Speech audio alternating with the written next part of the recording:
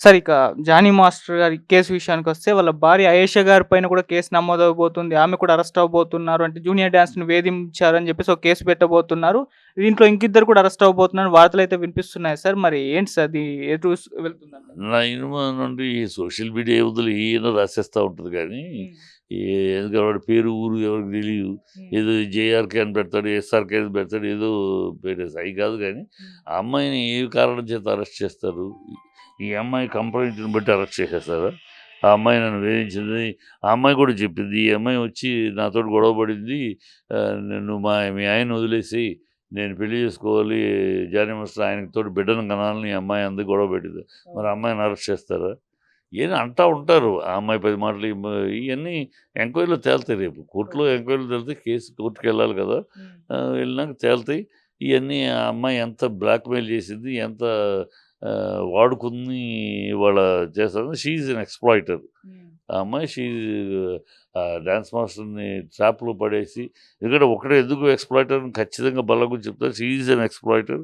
Because ఆ అమ్మాయి rape చేశారని 19లో చెప్తే, అప్పటికి ఆ అమ్మాయి వయసేంటి? అబద్ధం. హ్మ్. ఎందుకంటే అంతకుముందు 'ఢీ' ప్రోగ్రామ్‌లో ఆ అమ్మాయి చేసింది. 2017లోనే. ఆ 'ఢీ' ప్రోగ్రామ్‌లో చూసే ఈయన ఆ అమ్మాయిని భలే చేసి డాన్స్ అని రమ్మని అడిగాడు. సో, 'ఢీలో' ప్రోగ్రామ్‌లో చేయటం అంటే 18 ఏళ్ళు దాటితేనే అక్కడ రూల్. అవును. అది కపుల్స్ చేసే డాన్సు కనుక 18 ఏళ్ళు పైన మైనర్‌తోటి చేయకూడదు, మేజర్‌తో. సో, ఈ అమ్మాయి మేజర్ అని సంతకం పెట్టిందక్కడ. తను మేజర్ అని. ఎప్పుడు 2017లో. హ్మ్. 2017లో 18 ఏళ్ళు అయితే 2019లో 16 ఏళ్ళు ఎట్లా అవుతాయి? వయసు తగ్గదు కదా! హ్మ్. సో, అదొక పచ్చి అబద్ధం. ఆ అబద్ధం మరి ఆ అమ్మాయి డీని మోసం చేసిందా? ఎక్కువ వయసు చెప్పి. లేతే ఇప్పుడు ఇక్కడ మోసం చేస్తదా? అదొకటి తేలాలి. హ్మ్. తర్వాత రేప్ చేసాడన్న తర్వాత మరి దూరంగా ఉండాలి కదా! ఆయన వల్ల నాకు భయం. అప్పుడేమో ఆయన ఇంత మాస్టర్ కాదు 2019లో. Ordinary one of the upcoming dance master. అవును. ఇప్పుడు ఆయన డాన్స్ మాస్టరు అసోసియేషన్ అప్పుడేం కాదు. ఆయనకు భయపడ్డానంటలో అబద్ధం. హ్మ్. ఆ అర్థం లేదు. నువ్వు బయటికి చెప్పొచ్చు, ఎవరికైనా చెప్పొచ్చు. అప్పుడే పోలీసు సరే అన్నీ ఇవ్వకపోయినా మరి ఆయనతోటి ఎందుకు ప్రయాణం చేసావు 2024 దాకా? హ్మ్. ప్రయాణం మామూలుగా చేసావా? మామూలుగా ఆయన దగ్గర అసిస్టెంట్‌గా పనిచేస్తివి. ఆయన హీరోగా, నువ్వు హీరోయిన్‌గా ఒక సినిమా ముహూర్తం చేస్తివి. అవును. ఆయన పెళ్లి చేసుకుంటాను అని పెళ్ళాంతోటెళ్లి గొడవ చేస్తివి ఆయన భార్యతోటి. అయన్నీ ట్రావెల్ ఏంటి? ఎవడన్నా రేప్ చేసిన వాడితోటి తను రేప్ చేసిన వాడితోటి ప్రయాణిస్తుందా? అంగీకరిస్తే ప్రయాణిస్తది. కదా! లేదు కోర్ట్‌కెళ్తది. రేప్ చేసాడు వాడే నన్ను పెళ్లి చేసుకోవాలి కోర్ట్‌కి. హ్మ్. ఇలాంటివి విన్నాం. ఈ అమ్మాయి రేప్ చేసాడని కాకుండా కోర్ట్‌కెళ్ళలేదు, ఏమి వెళ్ళలేదు, కేస్ పెట్టలేదు, ఏమి పెట్టలేదు. ఆయనతోటి తిరుగుతోంది, అన్నీ అనుభవించింది. ఆయన మళ్ళీ 6, 5 వీడియోలు ఉన్నాయి అమ్మాయి దగ్గర. అమ్మాయి రిలీజ్ చేసింది. నాకు దేవుళ్ళు అంటాడే జానీ మాస్టర్. ఆయన నాకు ఈ జీవితాన్ని ఇచ్చాడు. ఆయనే నాకింత అండ. నాకు ఆయన దేవుడు అని చెప్పి ఆ అమ్మాయి ఉన్న వీడియోలు. అంటే ఇన్నాళ్ళు ఇలా సాగించి ఇవాళ సడెన్‌గా వెనక్కి తిరిగి యూ టర్న్ చేసిందంటే ఎక్కడో ఎవరో వెనకాల ఏదో ఉంది. లేతే ఈ అమ్మాయి ఆశించింది దొరకలేదా? ఆశించింది ఇవ్వనన్నాడు అతను. ఇల్లు అడిగిందా? ఆస్తి అడిగిందా? డబ్బులు అడిగి ఏమి ఇవ్వనన్నాడు. హ్మ్. ఇవ్వనంటే ఇది ఎదురు తిరిగిందా? ఇయన్నీ ఇట్లా ఉన్నాయి. ఎక్స్‌ప్లాయిటేషన్ చేయడానికి ప్రయత్నించింది. అది దొరకలేదు. కనుక ఇక ఇలాగూ తిప్పే ఆధారాలు లేవు, ఏమీ లేవు. ఇప్పుడు రేప్ చేసాడు 2019లో ఏం ఆధారం? టెస్ట్ తీస్తే కూడా ఇప్పుడు మెడికల్ టెస్ట్ ఆ అమ్మాయిని రేప్ చేసి ప్రూవ్ చేయండని అడగటానికి కూడా 4 ఏళ్ల తర్వాత ఏ రిపోర్ట్ వస్తది? మెడికల్‌కి ఏమి రాదు. అవును. సో, ఆధారాలు కూడా దొరకని ఒక విధానంతో కేసు. ఇదంతా కూడా ట్రాప్ ఎవరో వెనకాల నుండి చేస్తున్నారు. ఆ హ్మ్. ఎవరో అనేది రాజకీయం అది. ఓకే. సార్ 'పుష్ప 2' సెట్‌లో 'జానీ మాస్టర్' వచ్చి ఆ అమ్మాయితో గొడవ పెట్టుకున్నాడు. అప్పుడు సుకుమార్ గారొచ్చి దీన్ని డీల్ చేశారు. మళ్ళీ 'విశ్వక్సేన్' గారి ఒక సినిమా దాంట్లో కూడా ఇతను వచ్చి కొట్టాడు ఆ అమ్మాయి అని చెప్పేసని కూడా ఇప్పుడు ఈ 2 న్యూస్‌లు బయటకొచ్చేసాయి సార్. మరి ఇవి జరిగుంటాయంటారా? జరిగి ఉండొచ్చు. ఇప్పుడు వాళ్ళిద్దరూ ఒకళ్ళనొకళ్ళు ప్రేమించుకున్నారు. ఒకళ్ళనొకళ్ళు లవ్ చేసుకుంటున్నారు. హ్మ్. ఒకళ్ళనొకళ్ళు కలిసి జీవిస్తున్నారు. మధ్యలో భార్యాభర్తల మధ్య లవర్స్ ఫైట్ ఉంటది. భార్యాభర్తలు ఉంటది. లవర్స్ మధ్య కోపాలు ఇయి ఉంటాయి. హ్మ్. ఆయన వాళ్ళిద్దరి మధ్య తేడా ఉండొచ్చు. తేడా మామూలుగా అభిప్రాయ భేదాలు ఉండొచ్చు. హ్మ్. ఎందుకొచ్చింది అప్పుడు ఈ అమ్మాయి ఏమడిగితే ఆయన ఏది కాదన్నాడు. సో, అయన్నీ వేరు. అయన్నీ పర్సనల్‌గా లవర్స్ మధ్య రకరకాల లవర్స్ మధ్య అనేక గొడవలొస్తాయి. అనేక కాంప్రమైజ్‌లవుతాయి వేరు. దానికిను ఆయన 19లో రేప్ చేసాడని దానికి సంబంధం ఏంటి? అవును. 19లో రేప్ చేస్తే అసలు నువ్వెలా ఆయనతోటి ప్రయాణం చేసావు? సో, ఇది టోటల్ డొల్ల. హ్మ్. వినటానికి ఏ అమ్మాయి కూడా రేప్ చేసిన వాడితోటి మళ్ళీ అడుగెయ్యదు. ఈ అడుగు మళ్ళీ వాడితోటి ఎయ్యదు. వాడి మొహం కనపడితే కాండ్రించి ఉమ్మొస్తది. చెప్పు తీసి కొడతది మళ్ళీ దగ్గరికొస్తది తప్పితే, ఏ అమ్మాయి చెయ్యదు. నువ్వు కంప్లైంట్ ఇవ్వచ్చు. కంప్లైంట్ ఇవ్వడానికి భయం ఏముంది? భయం భయం అని పిచ్చి మాట చెప్తే 2018లోనే ఇండస్ట్రీలో ఒక కమిటీ ఏర్పాటు చేశారు. కమిటీ ఏర్పాటు చేసి ఫిల్మ్ ఛాంబర్‌లో ఒక బాక్స్ పెట్టారు. మీరు సీల్డ్ కవర్ ఇయ్యండి. ఎవరైనా సరే జరిగింది అన్యాయం అంటే సీల్డ్ కవర్ ఇయ్యండి. సీల్డ్ కవర్‌లో మ్యాటర్ రాసేయండి. మీ పేరు గాని, ఇంకోటి గాని బయటికి రాకుండా ఎవరు ఈ కంప్లెయింట్ చేసింది కూడా బయటికి రాకుండా చూసుకునే పూచి మాది అని హామీ ఇచ్చింది ఫిల్మ్ ఛాంబర్. ఫిల్మ్ ఛాంబర్ అంటే హెడ్ ఆఫ్ ది ఇండస్ట్రీ. అది హామీ ఇచ్చింది. మరి ఆ హామీ ఇచ్చుకుని 2018లోనే ఆ కమిటీ ఉంది. 2019లో జరిగితే ఇవ్వచ్చు కదా ఆ రోజు కమిటీ. నేను భయం అసలు ఈ పేరు బయటికి రాదు. నాకు వృత్తి దెబ్బతింటదని ఏం జరగదు. పేరు బయటకు వస్తే కదా కూడదు. ఏమీ రాదు. మరి ఎందుకెళ్ళా? సో అప్పుడేమీ లేదు. అప్పుడంతా హ్యాపీగా ఎంజాయ్ చేస్తున్నాం. ఆయన కంపెనీని, ఆయన తోటి పనిని, డబ్బులు అన్నీ ఎంజాయ్ చేస్తున్నాం. ఇప్పుడు ఇంకేదో అత్యాశ కోరింది. అత్యాశ జరగలేదు. దాంతోటి అంతే తప్పితే క్లియర్ కనపడుతుంది. ఆ లైను అమ్మాయి స్టడీ చేస్తే, అమ్మాయి చెప్పిన విషయాలను స్టడీ చేస్తే ఖచ్చితంగా ఇది ఒక blackmailing game, exploiting game.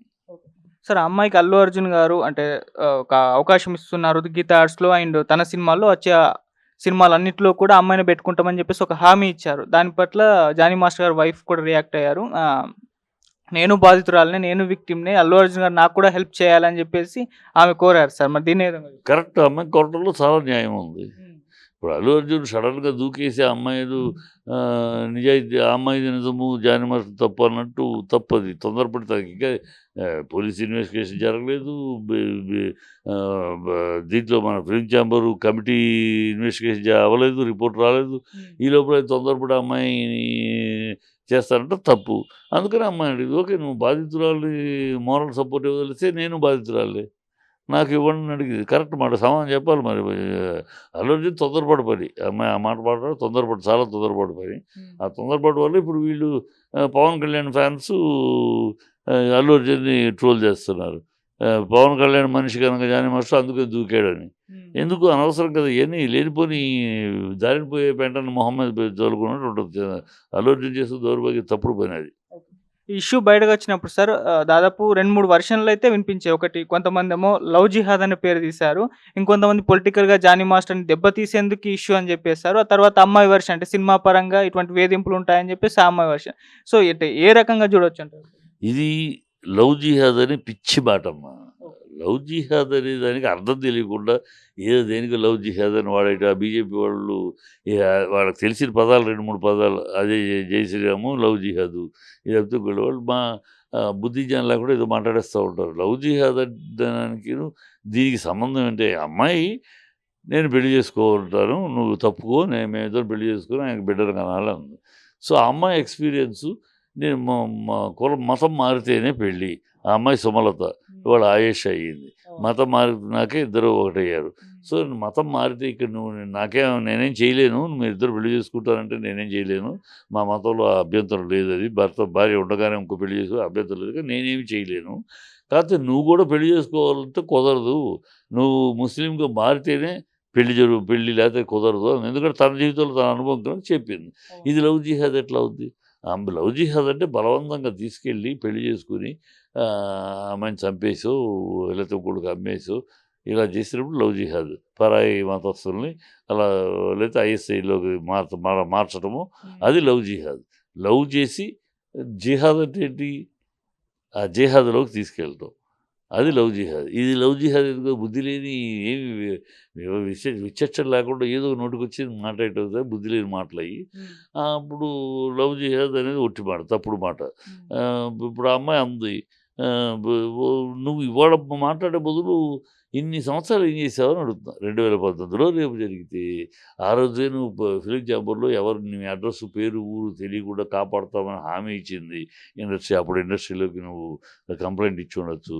20 ఇవ్వచ్చు, 21 ఇవ్వచ్చు, 22 ఇవ్వచ్చు, 23 ఇవ్వచ్చు, 24 దాకా 5 ఏళ్ళు ఆయనతోటి ట్రావెల్ చేసి ఆయనతోటి దేవుడు రాముడు అని చెప్పి ఇప్పుడు మాట్లాడటంలో ఇప్పుడు ఇండస్ట్రీలో అంటే ఇండస్ట్రీలో సక్సెస్ అయిన వాళ్ళందరూ పక్కన బెడ్‌లో పడుకుంటే అయ్యారా? నీకు చేత కాకపోతే నువ్వు సక్సెస్ కాకపోతే ఇంకోళ్ళు అందువల్ల అయ్యారు అనుకుంటే ఎట్లా? బుద్ధి తక్కువ మాటలు. చాలామంది మాట్లాడతారు ఏదో ఈ ఇండస్ట్రీలో పడుకుంటే ఎన్నో సంవత్సరాలు ఇండస్ట్రీలో చెడిన వాళ్ళని జారదీస్తుంది ఇక్కడ ఇండస్ట్రీ. ఇండస్ట్రీ తనకు తానే ఎవరిని జడపదు. చెడేవాళ్ళు వాళ్ళొచ్చి వాళ్ళంతట వాళ్ళు చెడతారు. ఏ వ్యామోహంలోనో ఏ గ్లామర్లోనో పడి వాళ్ళు చెడతారు. కానీ ఇక్కడ వచ్చి ఈ పడుకుంటే వీళ్ళకన్నా అప్సరసలు దొరుకుతారు. కోట్లు పెట్టి సినిమా తీస్తా ఈ మొహాల కోసం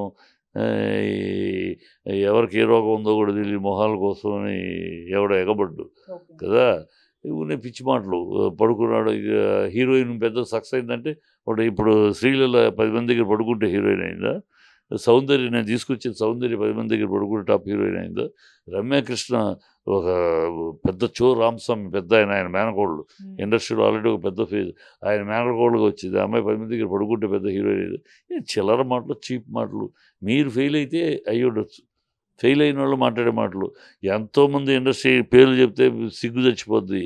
ఎంతోమంది మహామంది దాని అది ఎక్కడ దాన్ని రమ్మను ఎక్కడది ఉసే అనిపించుకున్న వాళ్ళు ఇండస్ట్రీలో వచ్చి అమ్మ మేడం అనిపించుకున్నారు. ఇండస్ట్రీ అలాంటి వాళ్ళకు కూడా గౌరవ చిరునామా ఇచ్చింది, గౌరవ పిలిపిచ్చింది. వాడేంటి నా కొడుకేంటి రమ్మను అనిపించుకున్నవాడు సారు మీరు అనిపించుకున్నారు. ఇండస్ట్రీ అనేక మందికి చెడిపోయిన వాళ్ళని చేరదీసింది, అనేక మందికి గౌరవ చిరునామా ఇచ్చింది. ఊని ఇక్కడికి వచ్చి చెడిపోయారు అని పిచ్చి మాటలు.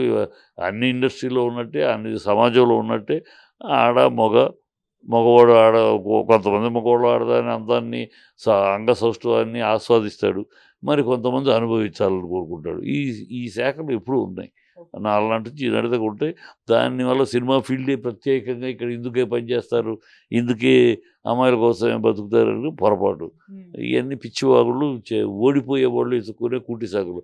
వాళ్ళు సక్సెస్ కాకపోతే కొంతమంది కులాల కారం పెడతారు, కొంతమంది మతాలు అంటారు, కొంతమంది ఇలా బెడ్ మాటలు అంటారు.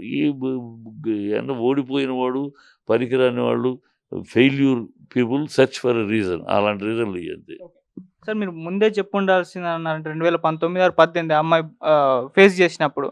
సో పూనంకారు గారు ఒక ట్వీట్ చేశారు, నేను త్రివిక్రమ్ గారి గురించి మాకు ఎప్పుడో ఇన్ఫార్మేషన్ చేశాను, కాకపోతే వాళ్ళు ఏం పట్టించుకోలేదని అన్నారు. మరి ఈ అమ్మాయి విషయంలో కూడా ఆ టైంలో ఎలా పట్టించుకోవాలి?